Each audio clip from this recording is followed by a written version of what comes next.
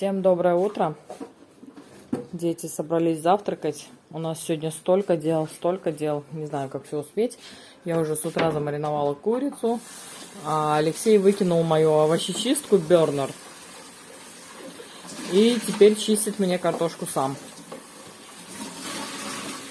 Только вообще меня не устраивает ситуация, что я теперь всегда буду зависима от Алексея в плане почистки картофеля и морковки. Ну, теперь голова болит. Конечно же, не у Алексея, а у меня, как ее обратно приобрести.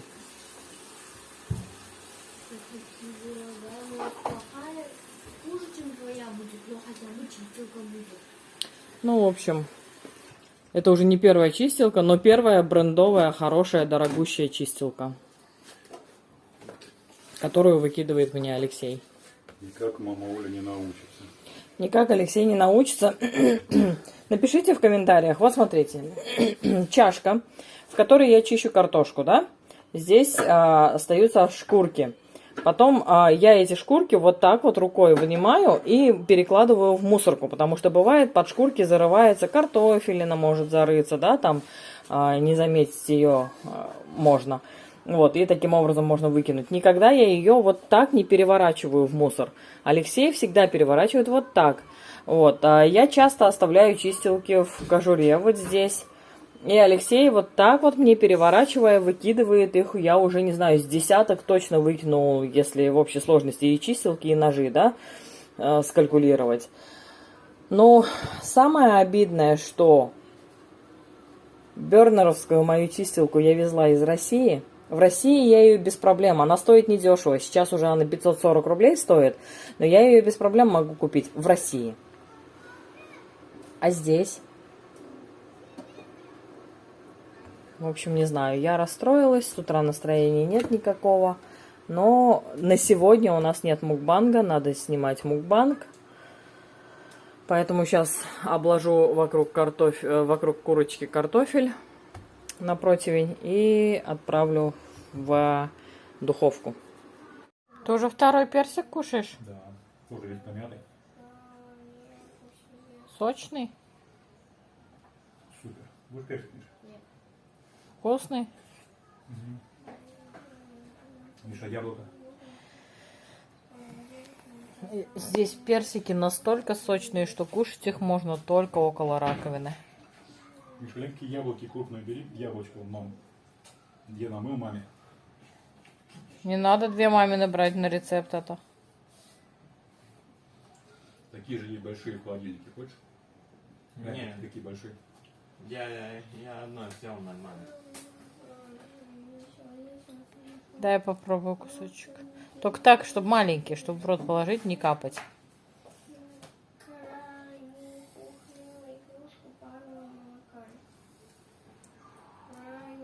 Зрителям покажу. Не фокусируется.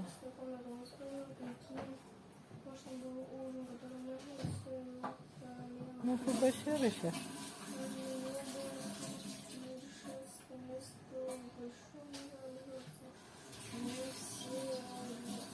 Как вам персик такой? Сочный мед.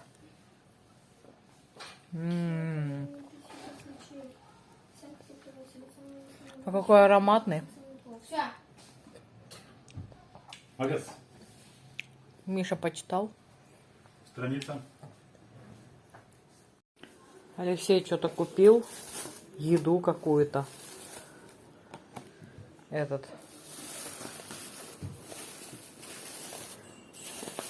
Лук дали. И что-то еще.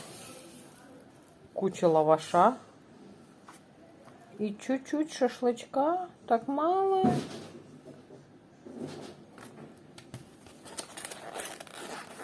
А что так мало шашлыка? Мукбанг для вас будем снимать. Мам спрашивает, что так мало мяса, шашлыка. Ну, он не совсем дешевый, поэтому я не стал много набирать. Сколько стоит? Кузу и дана. Нет, там все кузу. В общем, курица по 15, а все остальное по 20 порций. И сколько здесь порций? одна пузо, одна тавук и две... Одна дана, одна тавук и одна... Ну, какая-то... Короче, вот это 3 порции мяса. Да, жидовский. Ну, как-то да. А вот этот, который мы с тобой проходили, который чуть ближе сюда, Но. я что-то подошел к нему, он мне что-то объяснял. Я говорю, ну ты покажи, что ты хочешь, ну, фотографию или что там готовишь. Угу. Объяснить он мне ничего не смог. Угу. Я говорю, ладно, пойду я от греха подальше. И как-то у них чумазенько было, вообще не симпатично. А это ты на трассе купил, где соседи покупали? Нет, это не на трассе, это где мы с тобой тут раз шли, Ага. от дальнего магазина, как ты говоришь, Да. от дальнего, вот, там, На кило 800 кура. Сахарок. Почем все? Не помнишь? ну, чек есть. Давай. Рис мы вот такой всегда берем по 5 килограмм. Так, кура по 16,90, в принципе, цена не меняется, да, пока. Рис, пилич на 32 получается, да. Шекер 9,90, 100 рублей. 2-килограммовый сахар. И рис 29. Акция, что ли, опять? Или мы так покупали? А, мы по 26 по акции покупали, а всегда стандартом по 29. Итого на 71 рубль. Все, больше никуда не заходил? 71 турецкий рубль, да, больше никуда. Морковку не нашел. На 71. Муки по самой низкой цене там не было. Ага. Была такая дорогая. Ладно. Так, сейчас курочку в морозилку. Это в шкаф и это в шкаф. Сейчас пойдем на море и сейчас мукбанг будем снимать. В общем, сейчас решим, что делать. Всем доброе утро. Всем доброе утро. Мы с тобой вдвоем. Время 8:43. Мы в такую рань поднялись. Потому что у нас хорошие новости. Алексей сегодня, кстати, пробует сыр Тулум Пионер.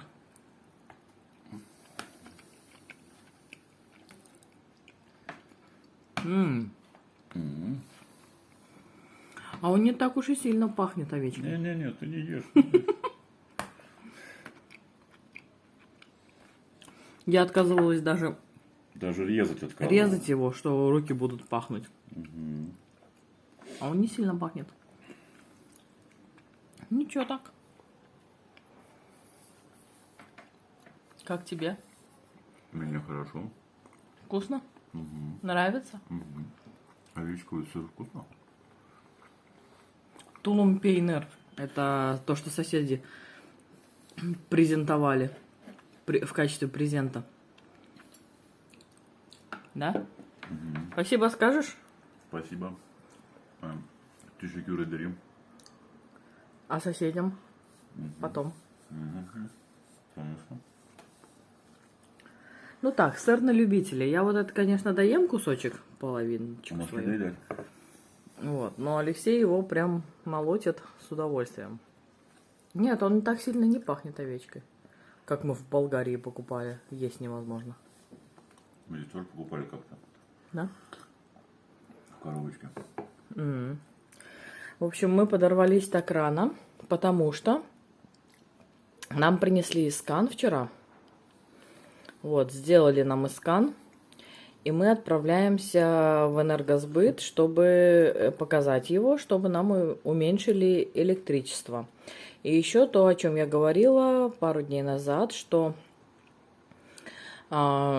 не выписалась из квартиры старая хозяйка, и у нас возникли проблемы при оформлении, при подаче документов на ВНЖ. Нам необходимо теперь, я не знаю, в этом учреждении, в котором производят регистрацию, мы хотим попробовать взять справку о том, что в нашей квартире никто не зарегистрирован. Всем привет еще раз.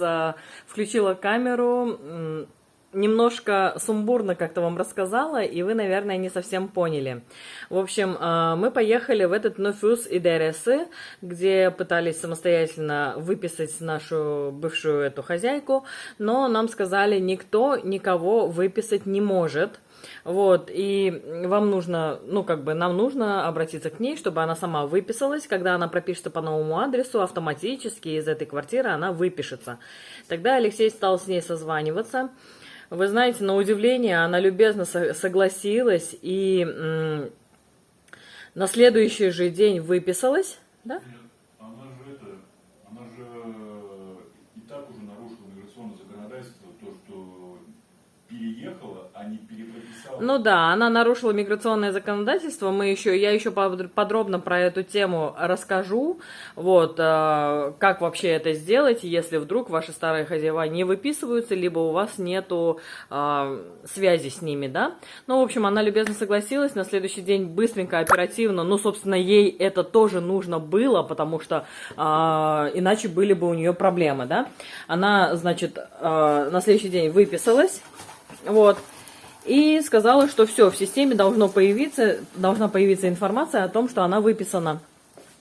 Но, говорит, вы сегодня не торопитесь, это было на следующий день днем, вы, говорит, сегодня не торопитесь, идите через день, потому что, чтобы в системе уж точно обновилась информация. И вот, когда наступил новый день, у нас так получилось, что мы как-то мало снимали влогов, в одном влоге, получается, мы вам 2 дня показываем, да? Наступил новый день, мы с Алексеем сидим, завтракаем и собираемся ехать в Эрдемли, чтобы посетить Энергосбыт, плюс Nüfus İdaresi, чтобы получить эту справку о том, что она выписалась и в нашей квартире никто не прописан. И с этой справкой Алексею потом надо опять возвращаться в Мерсин, в миграционную полицию, или как она называется, Göç İdaresi по-турецки, и отдавать им эту справку, показывать бумажку, да. И тогда наше заявление пустят в ход. Вот, короче, напрягли нас за счет того, что вовремя не выписались из нашей квартиры. Очередные проблемы нам создали, поэтому вот надо бегать теперь за этой бумажкой, потом опять бегать в Мерсин, а это не ближний свет, туда ехать где-то примерно час на маршрутке. Да? Да, примерно. Километров сколько? 40, наверное, минимум здесь ехать. Ну да. Хотя, может, 30-ку, я не знаю, честно. Нет, не 30-ку.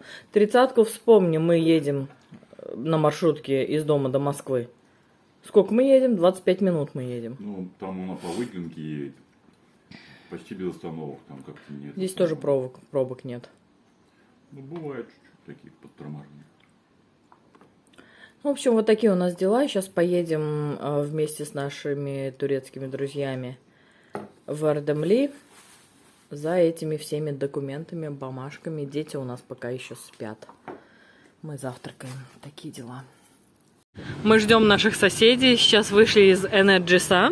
Уменьшили нам, было лира 27 за 1 киловатт, а стало 91 куруш. На 30% почти уменьшили нам стоимость, электричества за счет того, что мы получили искан. Сейчас наши соседи пошли еще по делам своим. И, дорогие друзья, когда-нибудь вообще в голове у меня, честно говоря, не укладывается, когда-нибудь Мосэнергосбыт со своими делающими недовольные лица сотрудниками, со своим бюрократизмом, могли бы вот такие вот подарки раздавать. Маленькие, простенькие. Маленькие, простенькие, мелочь, а приятно, знаете. Часы на магнитике на холодильник вешать. Да, всем нашим соседям, в общем, наша соседка 2 квартиры оформляла, наш сосед 1 квартиру оформлял.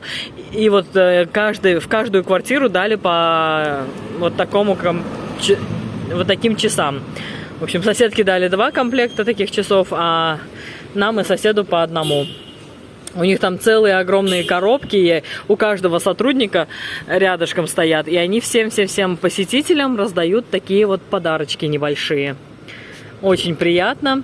И что еще хотела сказать? Мы уже все нас обслужили, новый договор мы заключили, тариф нам снизили. Мы сидели, ждали нашего турецкого друга. Ну, где-то минут 20 сидели, не меньше, да? Вот. И вдруг у нас возник вопрос, а есть ли у нас здесь двухтарифные счетчики? Ну, вообще, можем ли мы разделить тарифы на день и ночь? Я стала спрашивать у нее. Она мимо, у сотрудницы, да, она просто мимо проходила, и я стала спрашивать через переводчик. Она стала через переводчик со мной общаться. В этот момент я замечаю, что к ней поступает звонок. Я не знаю, естественно, кто звонит.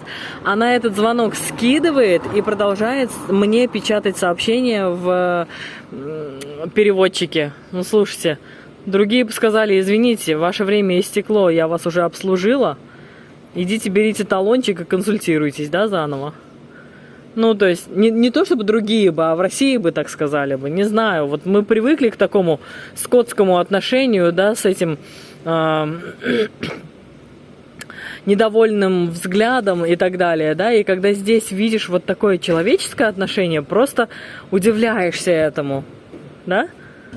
Ну да, единственное, сейчас в России тоже пытаются что-то привить это, но там их рублем бьют, понимаешь? Там, чтобы... Да.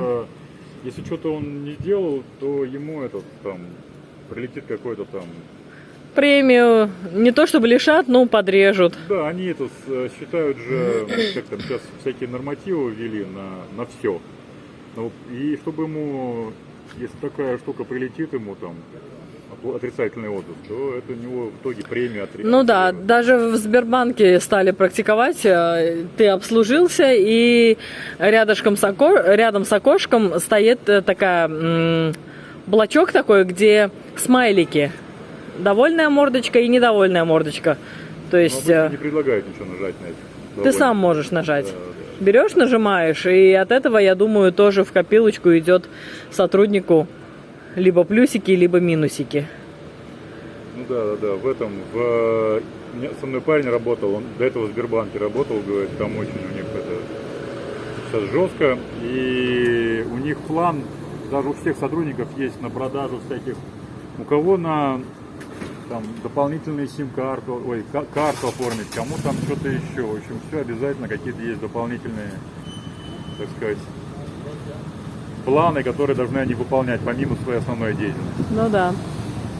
В общем, такие у нас дела. Мы сейчас ждем. Нас хочет наш турецкий друг отвезти в Мерсин, потому что справку нам о том, что выписалась бывшая хозяйка, не дали. Сказали, в системе все окей, ее больше нет в системе в вашей квартире, поэтому справку мы не выдаем. И он говорит, давайте вместе поедем и все, короче, там объясним, все уладим. Поэтому сейчас они решают свои вопросы еще в одном месте. Мы пока в Эрдемли находимся. Когда они решат, я думаю, мы соседку завезем домой, да, а сами поедем в в Мерсин. Да. Такие у нас дела. Ну что, друзья, мы приехали домой, потому что уже прям выехали на трассу, чтобы ехать в Мерсин с нашим другом турецким, но поняли, что когда мы приедем в Мерсин, мы попадем ровно на обеденный перерыв прям. И решили, что после обеда Алексей поедет сам на автобусе. Поэтому вот сейчас документы выложили. Наш турецкий друг написал сообщение, которое нужно донести до сотрудника ГЧДРС. Соответственно, Алексей покажет эту бумажку. И должны будут нас в базу внести и дать ход нашему делу, нашему заявлению. И, соответственно, сказать примерные хотя бы сроки, когда мы получим наш ВНЖ. Вот. Как я уже сказала, в Нофусе, в Эрдемле проверили, в базе уже нашей старой хозяйки нет, все окей. Теперь эту информацию надо донести до ГЧДРС, поэтому Алексей поедет сейчас один. Когда мы спрашивали, нужна ли буду я для этого или дети, нам сказали нет, пускай Алексей приезжает один, поэтому он поедет один, а я сейчас буду, наверное, снимать рецепт. Еще соседка заходила, надо спуститься, спросить, что она хотела, или лучше позвонить, наверное, мне рецепт надо снимать, не особо временем располагаю, а соседка сегодня для нас и наших турецких друзей устраивает вечер украинской кухни. Поэтому, может быть, вопросы какие-то были, не знаю. В общем, пойду или позвоню, спрошу. Я только поехал, так сказать, пошел из дома до остановки. Остановился турок вообще незнакомый. Говорит, довести до Эрдемли, показывает мне рукой направление. Я говорю, нет, мне в Мерсин. Ну, поехали, довезу до трассы. Вот до трассы довез просто так. Тут недалеко идти, конечно, но сэкономил моих несколько минут и некоторое количество сил. Теперь жду, когда подъедет мой автобус. Ну и тут они часто ходят, сейчас дождемся. Если будете ехать на машине, то вот тут такой есть поворот. Тарсус, Адана, там правее дорога уходит. Вот. То надо после него повернуть такого этой развязки направо, если на машине вы поедете. Мало ли, своей. А если на автобусе, сейчас я покажу, на какой остановке надо выйти, чтобы оказаться максимально близко к Гёче-Дересси. В перекрестке автобус поворачивает направо. Не знаю даже, что тут, какие здесь приметные есть, вот такие вот вывески есть. И сейчас мы возле парка, я выйду. Когда садитесь в автобус, можете говорить, что не надо до вокзала. Это считается, ну, максимально близко к вокзалу остановка. Хотя идти, ну, все равно. Так, а я уже приехал. Выхожу возле такого вот парка, вот так он называется. Он приметненький, вот здесь дети такие интересные, скульптуры во дворе. И автобус, если вы вдруг проспите или что-то вас неправильно поймут, вот на следующем кольце тут же разворачивается. Прям буквально через 4-5 метров разворачивается в обратную сторону. На той стороне тут же остановка, если что-то не то, вот видите, вот кольцо возле столба, это он разворачивается, едет в обратную сторону. А вам идти не очень далеко отсюда до этого Гёч. Сейчас я буду так тезисно показывать, где это что находится. Надеюсь, что поймете. Я тогда ссылочку оставлю на Гёч. У меня есть этот адрес сохранен. Я тогда его добавлю в описание к этому видео. Дай бог не забыть теперь. Сразу после, так сказать, этого кольца направо повернул и иду вдоль ряда платьев. Мы их уже показывали. Куча платьев. Магазинов свадебных салонов, так называемых. Вот они будут до самого конца идти практически. Вон до того оранжевого шарика, и там поверну налево. Я поворачиваю не совсем налево, вот по этой вот улице можно идти, в принципе, в ту сторону. А вот чуть-чуть правее. Вот этот парк, или как его назвать, не знаю, симпатичный, с пальмами, с лавочками. Тут, по-моему, здесь очень классно должно быть вечером, блин. Вот сюда попасть надо вечером обязательно. Едем на машине где-нибудь, поставим и прогуляемся. И это здание обойдем, и сейчас мимо него пойдем уже по той улице, на которой находится этот Гёче-Дересси. Я покажу вам, как туда идти. Мы раз шли, гадали, пока смотрели, что где интересного нам, то, что показалось. А там, собственно, по этой улице идти, не сворачивать. И прям к этому Гёче-Дересси и приходите. Вот эта улица пешеходная, она там прерывается этими автомобильными улицами, пересекают ее. Ну, собственно, лево-право смотрите и идите дальше. А это огромное кольцо. Тут даже, наверное, не кольцо, как-то несколько колец сделано. Не знаю, как это правильно здесь назвать его. Вот с той стороны море, и вот там правее марина, то есть там эти яхты стоят. Красивые такие, дорогие. А левее порт, там находится. А вот эта улица начинается, куда нам надо. Вот по ней сейчас пойду. Она пешеходная. Ну, мотороллеры хрен ты им запретишь тут ездить. А левее вот тут находится порт. Там стоят большие корабли. Я сейчас дела сделаю, постараюсь выйти туда, поснимать немножечко. Ну, по времени буду смотреть, конечно. Упирается вот в такую, как сказать, ментап, вон там написано, не знаю, как это назвать. Такой в перекресток, скажем так. Это сооружение, что мы видим сейчас перед собой, надо обходить его левее. Не правее, а левее. А по дороге вот такие вот всякие пейзажи интересные. Очень похожи на рынок, как будто в той стороне. Надо это самое, как-нибудь там тоже загулять. Тоже прям интересно посмотреть, что там находится. В картах ничего такого не обозначено. Почему-то тут белое сооружение, вот Оскан Тонтуни написано, или Тантуни, наверное. Оскан. Надо левее обходить сейчас. Вот. Я уже подхожу вот к перекрестку и пойду чуть-чуть влево по этой же самой улице.